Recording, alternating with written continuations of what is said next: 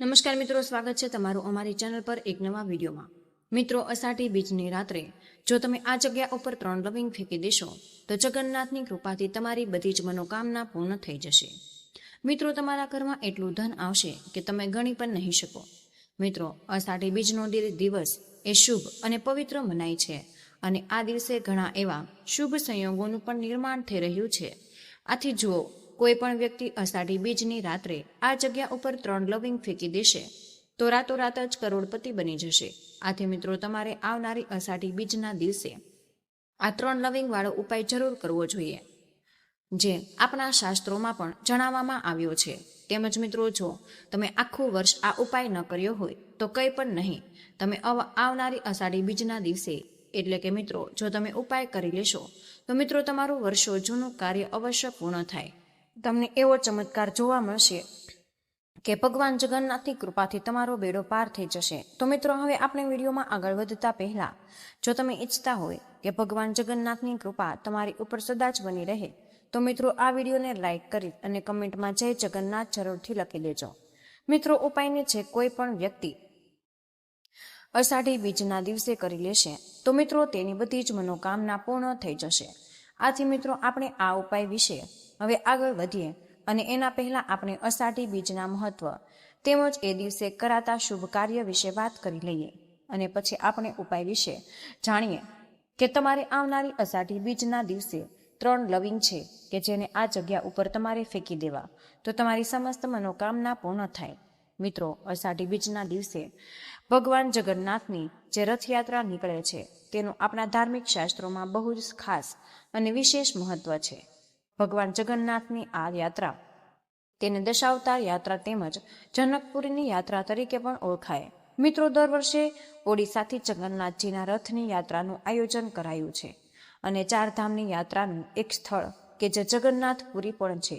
તો મિત્રો, આપણા હિન્દુ ધર્મશાસ્ત્ર અનુસાર અષાઢ મહિનાની બીજના દિવસે જગન્નાથજીની આ યાત્રા નીકળે તો મિત્રો આ યાત્રા દરમિયાન ભગવાન જગન્નાથ દર વર્ષે એકવાર પ્રસિદ્ધ ગુડીચા માતાના મંદિરે જાય। આપણા દક્ષિણ ભારતમાં સૌથી વિશાળ અને મહત્વનો ખાસ ઉત્સવ હોય તો આ જગન્નાથજીની યાત્રા અષાઢી બીજના દિવસે ઉજવાય છે। મિત્રો, એવું પણ મનાય કે જન્મ મરણના ચક્કરમાંથી મુક્તિ મેળવવા માટે પણ આ યાત્રાનું આયોજન કરવામાં આવે છે। મિત્રો, રથયાત્રામાં ભગવાન જગન્નાથજીની સાથે બહેન સુભદ્રા અને ભાઈ બલભદ્રનો રથ પણ નીકળે। મિત્રો, છેલ્લા 500 વર્ષ પહેલા ભગવાન જગન્નાથજીની રથયાત્રા કાઢવાની પરંપરા શરૂ થઈ। આ યાત્રા દરમિયાન ભગવાન જગન્નાથને રથયાત્રા દ્વારા શહેરમાં ફેરવવામાં આવે અને ભગવાન જગન્નાથજીના રથયાત્રાની શરૂઆત છે એ રથની આગળ સોનાની સાવરણી લગાવીને મંત્રોચ્ચાર કરીને તેની શરૂઆત કરવામાં આવે છે। મિત્રો, ઘણા બધા પરંપરાગત સાધનોના અવાજમાં રથયાત્રાનું ધૂમધામથી આયોજન પણ કરવામાં આવે છે અને મિત્રો જાડા દોડાથી વિશાળ રથ ખેંચવામાં આવે। મિત્રો, સૌ પ્રથમ ભાઈ બલરામનો રથ શરૂ થાય, આના પછી બહેને સુભદ્રાનો રથ શરૂ થાય અને છેલ્લે ભગવાન જગન્નાથનો રથ શરૂ થાય છે, જેને લોકો જાડા દોરડા દ્વારા ખેંચે। એવું મનાય છે કે જે લોકો પણ આ રથયાત્રાના દોરડાને ખેંચે તો તેને મોક્ષ મળી શકે। જગન્નાથજીની રથયાત્રા ગુડીચા મંદિરમાં પહોંચીને પૂરી થાય। તો મિત્રો, આ પ્રકારે ભગવાન જગન્નાથજીની રથયાત્રાનો દિવસ ઉજવાય છે। આ દિવસ એટલો શુભ અને ખાસ મનાય છે કે જે પણ લોકો ઘરમાં જો તકલીફ હોય અથવા તો કોઈ પણ પ્રકારની મુશ્કેલી જેવી કે ધનને લગતી સમસ્યા હોય તેમજ પોતાના ઘરમાં નકારાત્મક ઉર્જાનો વાસ થઈ ગયો હોય અને જો તે કોઈ પણ ધાર્મિક કાર્ય કરે પણ છતાં તેની મનોકામના પૂર્ણ ન થતી હોય તો મિત્રો અષાઢી બીજના દિવસે બહુ જ શુભ મનાય છે। તો મિત્રો, તમારે આ દિવસે અમે જે પણ તમને આ વિડીયોમાં ઉપાય જણાવવાના છીએ એ ઉપાય તમારે જરૂર કરી લેવા જોઈએ। મિત્રો, અષાઢી બીજનો આ 3 લવિંગ વાળો ઉપાય તમારે કરી લેવો જોઈએ। મિત્રો, જે કોઈ પણ વ્યક્તિ આ ઉપાય પૂરેપૂરી શ્રદ્ધા અને નિષ્ઠાની સાથે અષાઢી બીજના દિવસે કરે તો મિત્રો એના જીવનની બધી જ તકલીફ દૂર થઈ જશે।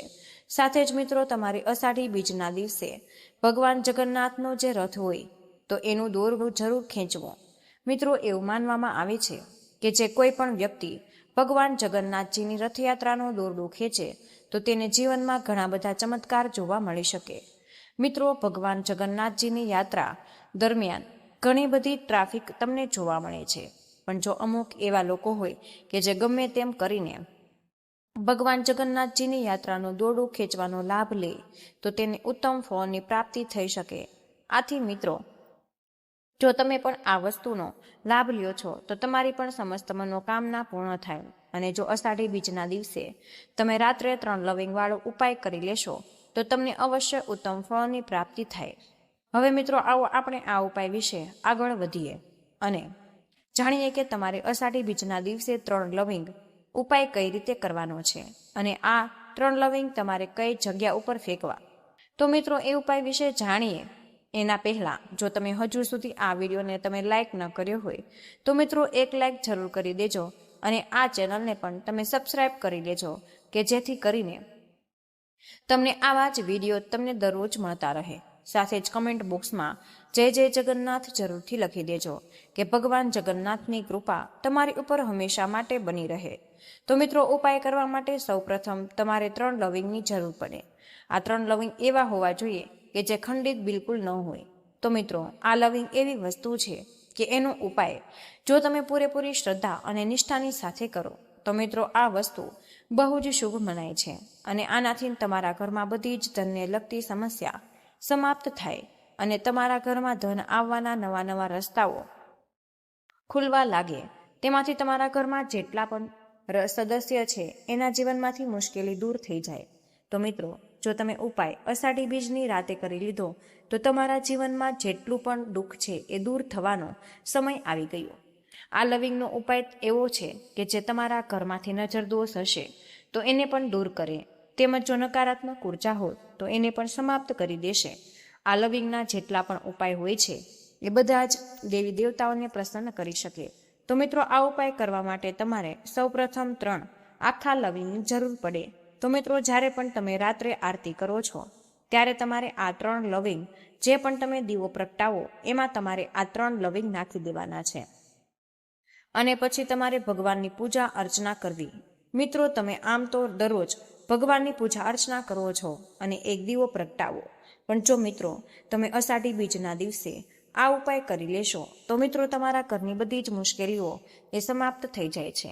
તેમજ મિત્રો, તમારા ઘરમાં જે કંઈ પણ નકારાત્મક ઉર્જા છે એ અવશ્ય સમાપ્ત થાય અને સાથે જ અષાઢી બીજના દિવસે તમે ઉપાય કરી લેશો તો ભગવાન જગન્નાથની એવી કૃપા તમને પ્રાપ્ત થાય કે જેનાથી તમારો બેડો પાર થઈ જશે.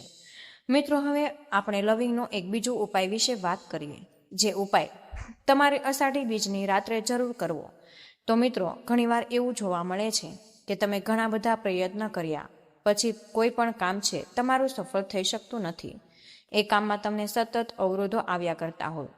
તો મિત્રો, આવી સ્થિતિમાં તમારા જીવનમાંથી દરેક પ્રકારના અવરોધોને દૂર કરવા અને સફળતા પ્રાપ્ત કરવા માટે અષાઢી બીજના દિવસે ચાંદીના પાત્રમાં લવિંગ અને કપૂર સળગાવીને આખા ઘરમાં ફેરવો.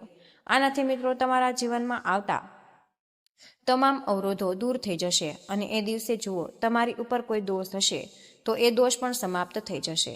તેમજ મિત્રો, જો ઘરમાં પરિવારના સભ્ય વચ્ચે સતત ઝઘડો થતો હોય, સુખ શાંતિમાં અડચણો આવતી હોય, દુકાન કે ધંધામાં સતત નુકસાન થતું હોય તો આવા વાસ્તુદોષ તેમજ નકારાત્મક ઉર્જાને દૂર કરવા અષાઢી બીજના દિવસે ઘરના ખૂણે એક કપૂરની ગોળી મૂકી દેવી અને મિત્રો આ ઉપાયથી તમારા ઘરની નકારાત્મક શક્તિ છે એ દૂર થઈ જશે અને ઘરમાં સુખ સમૃદ્ધિ અને શાંતિની સ્થાપના થશે. મિત્રો, અષાઢી બીજના દિવસે કોઈ પણ વ્યક્તિ ઉપાય કરે છે તો ભગવાન જગન્નાથની કૃપાથી તેના ઘરમાં સુખ સમૃદ્ધિ આવવા લાગે.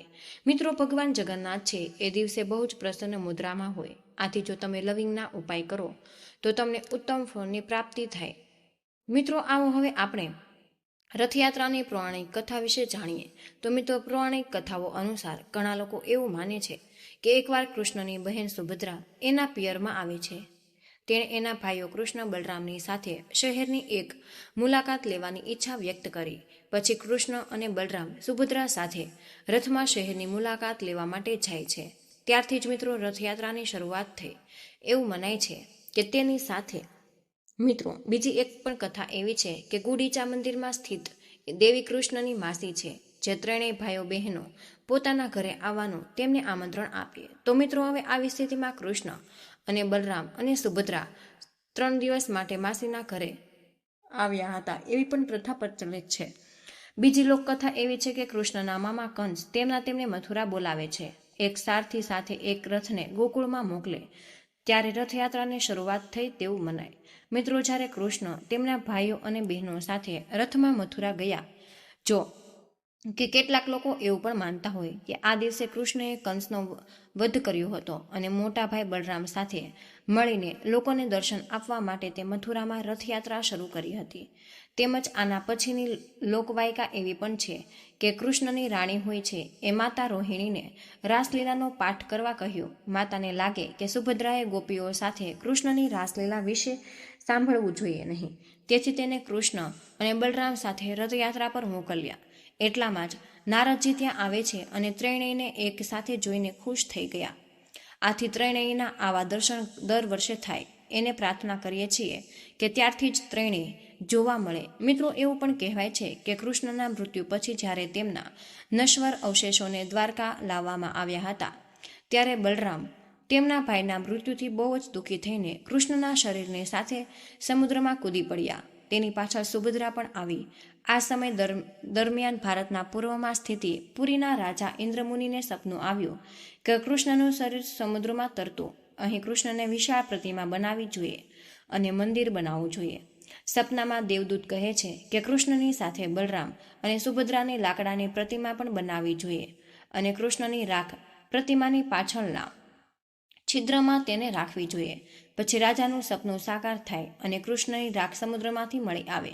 વિચારતા હતા કે તેની પ્રતિમા કોણ બનાવે, ત્યારે વિશ્વકર્મા એક સુથાર તરીકે આવે, પરંતુ કામ કરતા પહેલા તેઓ જ બધાને ચેતવણી આપે છે કે કામ કરતી વખતે તેમને ખલેલ પહોંચાડે નહીં, નકર તે આ કામ અધવચ્ચે છોડીને જતા રહેશે. તો મિત્રો, થોડા મહિના પછી જ્યારે પણ મૂર્તિ ન બની શકી, ત્યારે રાજા ઇન્દ્રમુનિ ઉતાવળમાં પોતાના રૂમનો દરવાજો ખોલી નાખ્યો અને આ બનતાની સાથે જ તેમને વિશ્વકર્મા અદૃશ્ય થઈ ગયા. તે સમયે મૂર્તિ પણ પૂરી ન હતી, પરંતુ રાજા મૂર્તિની સ્થાપના કરે છે. પહેલા મૂર્તિને પાછળ કૃષ્ણની રાખ મૂકે અને તેને મંદિરમાં સ્થાપિત કરે. તો મિત્રો, હવે આપણે અષાઢી બીજના દિવસે કરતા મહત્વના કાર્ય તેમજ ઉપાયો વિશે પણ જાણીએ. પૈસા સંબંધિત સમસ્યાઓ ઉકેલવા માટે એક સારો એવો દિવસ મનાય છે અને આ દિવસે લાલ કપડામાં પણ બીજ અને કપૂર બાંધો, ઉપરથી તેને કલાવાથી લપેટ્યો, અંતે તેને પવિત્ર નદીમાં પ્રવાહિત કરો. આનાથી પૈસા સંબંધિત સમસ્યા દૂર થાય અને નાણાકીય લાભ થવાની શક્યતા બને. જો તમે જીવનમાં પિતૃદોષનો સામનો કરી રહ્યા છો, તો અષાઢી બીજના દિવસે તમારે સ્નાન અને ધ્યાન કર્યા પછી દક્ષિણ દિશા તરફ મુખ કરીને કાળા તલ મિશ્રિત પાણી અર્પણ કરવું. આ સમયે પિતૃઓનું ધ્યાન કરો, ભૂલો માટે માફી માંગો. આનાથી વ્યક્તિ બધી જ મુશ્કેલીઓમાંથી મુક્ત થાય. તેમજ મિત્રો, હિન્દુ ધર્મમાં અષાઢી બીજના દિવસનું વિશેષ મહત્વ છે. આ દિવસે ભગવાન વિષ્ણુની પૂજા, વ્રત રખાય અને પિતૃઓને તર્પણ કરવાનો રિવાજ છે. પૌરાણિક માન્યતા અનુસાર દેવી લક્ષ્મીની પૂજા માટે ખાસ દિવસ હોય, તેથી આ વખતે અષાઢી બીજના દિવસે અને બીજનું ખાસ સંયોજન દેવી લક્ષ્મીના આશીર્વાદથી મેળવવાનો સુવર્ણ અવસર છે. આજે અમે તમને દેવી લક્ષ્મીને પ્રસન્ન કરવા માટેના કેટલાક ઉપાયો જણાવીએ છીએ, જેને અષાઢી બીજના દિવસ પર અપનાવીને ઘરમાંથી ગરીબી દૂર કરી શકાય અને ધન સમૃદ્ધિ મેળવી પણ શકાય. તેમજ મિત્રો, શાસ્ત્રો અનુસાર તમારે અષાઢી બીજના દિવસે સવારે સ્નાન કરી દેવી લક્ષ્મીનું નામ લેતા લોટના ગોળા બનાવી નજીકના તળાવ કે નદીમાં માછલીઓને લોટના ગોળા ખવડાવવાથી ઘરની બધી ગરીબી દૂર થાય અને ઘરમાં ક્યારેય પૈસાની કમી નથી રહેતી. તેમજ મિત્રો, અષાઢી બીજના દિવસે કીડીઓને ખાંડ ભેળવીને લોટ ખવડાવવાથી દેવી લક્ષ્મીના આશીર્વાદ મળે, ધન વધે. તેમજ મિત્રો, અષાઢી બીજના દિવસે રાત્રે પીળા કપડાં પહેરો, ઉત્તર દિશા તરફ મુખ કરી કૃષ્ણના આસન પર બેસો, થાળીમાં કેસરી રંગના ચોખા પર શંખ મૂકો અને ઘીનો દીવો કરી દેવી લક્ષ્મીની પૂજા કરવી અને તમને ધનવાન બનાવે છે. તેમજ મિત્રો, અષાઢી બીજના દિવસે દેવી લક્ષ્મીની મૂર્તિ કે મંદિરની સામે ચમેલી કે તલના તેલનો તમારે દીવો કરવો જોઈએ અને દેવી લક્ષ્મી ઝડપથી પ્રસન્ન થવા લાગે છે. ઘરમાં ધનના આગમનના બધા માર્ગ ખુલી જાય છે અને તેમજ અષાઢી બીજના દિવસે રાત્રે ઘરના ઈશાન ખૂણામાં ગાયના ઘીનો દીવો પ્રગટાવવો જોઈએ. પરંતુ મિત્રો, ધ્યાનમાં રાખો કે દીવામાં કપાસની વાટને બદલે તમારે લાલ દોરાનો ઉપયોગ કરવો જોઈએ અને તમારે ધીમા કેસર ઉમેરવું જોઈએ. આમ કરવાથી દેવી લક્ષ્મી ક્યારેય પણ તમારા ઘરમાં ધન અને અનાજની કમી નહીં થવા દે. તેમજ મિત્રો અષાઢી બીજના દિવસે ઘરના ઈશાન ખૂણામાં ઘીનો દીવો તમારે પ્રગટાવવો. ધ્યાન રાખો કે આ દીવો સૂર્યોદયથી સૂર્યાસ્ત સુધી સળગતો રહેવો જોઈએ. તેમજ મિત્રો અષાઢી બીજના દિવસે તમારે દેવી લક્ષ્મીના આશીર્વાદ મેળવવા માટે સવારે પીપળાના ઝાડને પાણી અર્પણ કરો. તેમજ અષાઢી બીજના દિવસે કેસર અને 2 લવિંગથી ઘીનો દીવો પ્રગટાવવાથી દેવી લક્ષ્મી પ્રસન્ન કરવામાં આવે. નાણાકીય સમસ્યાઓ દૂર કરવામાં મદદ મળે. આર્થિક સ્થિતિ મજબૂત કરવા માટે આ દિવસે તુલસીની માળાથી ગાયત્રી મંત્રનો 108 વાર જાપ કરો. મિત્રો પીપળાના ઝાડ નીચે તલના તેલનો દીવો પ્રગટાવો. પરિક્રમા કરવી શુભ મનાય છે. તેમજ ઘરમાંથી નકારાત્મકતા દૂર કરવા પાણીમાં મીઠું ભેળવીને દર સાફ કરો. અમાસના દિવસે ઘરમાં શાંતિ અને ખુશી જાળવી રાખવા માટે ગાયની સેવા કરો. આ દિવસે ભૂલથી પણ પ્રાણીઓને હેરાન ન કરવા જોઈએ. તેમજ મિત્રો અષાઢી બીજનું મહત્વ સમજાવતા પુરાણોમાં કહેવાયું છે કે જે વ્યક્તિ ગંગા, નર્મદા વગેરે પવિત્ર નદીઓમાં સ્નાન કરીને અથવા અષાઢી બીજ પર તેમના પાણીમાં સ્નાન કરીને દાન અને સત્કર્મ કરે તેને પરમ મોક્ષ પ્રાપ્ત થાય. પૃથ્વી પર રહેતા તેના બધા પાપોનો નાશ થાય. 33 કરોડ દેવતાઓને પ્રિય બને. તેમજ અષાઢી બીજના દિવસે વ્યક્તિએ ગંગા, નર્મદા, ગોદાવરી, યમુના પવિત્ર નદીઓમાં સ્નાન કરવું જોઈએ. તમારી નજીક ઉપલબ્ધ ન હોય તો મિત્રો તે વ્યક્તિએ આ નદીનું પાણીમાં ઉમેરીને તેનાથી સ્નાન કરવું. પાણીમાં થોડા કાળા તલ ઉમેરવા અને અષાઢી બીજના દિવસે પૂર્વજોની શાંતિ માટે પવિત્ર નદીઓના કિનારે અથવા વાવ કે કોઈ પણ શુદ્ધ તળાવના કિનારે શ્રાદ્ધ વગેરે કરવું જોઈએ. અષાઢી બીજના દિવસે પૂર્વજોની શાંતિ માટે પવિત્ર નદીઓના કિનારે અથવા કૂવા, વાવ, કોઈ પણ શુદ્ધ તળાવ વગેરેના કિનારે શ્રાદ્ધ કરવું. અષાઢી બીજના દિવસે પૂર્વજોની શાંતિ માટે ત્રિપિંડ શ્રાદ્ધ કરવું જોઈએ. આનાથી તમારા પૂર્વજો ભૂત બની ગયા છે અને અસંતુષ્ટ ભટકતા હોય તેમને શાંતિ મળે. તો મિત્રો આજનો વિડીયો અમે અહીં જ પૂર્ણ કરીએ. આજની માહિતી પસંદ આવી હોય તો વિડીયોને લાઇક અને મિત્રો સાથે શેર કરો. ચેનલ પર પહેલીવાર આવ્યા હોય તો ચેનલને સબસ્ક્રાઇબ કરવાનું ભૂલશો નહીં. કમેન્ટમાં જય માં લક્ષ્મી જરૂરથી લખી દેજો. જય શ્રી કૃષ્ણ. રાધે રાધે. ધન્યવાદ.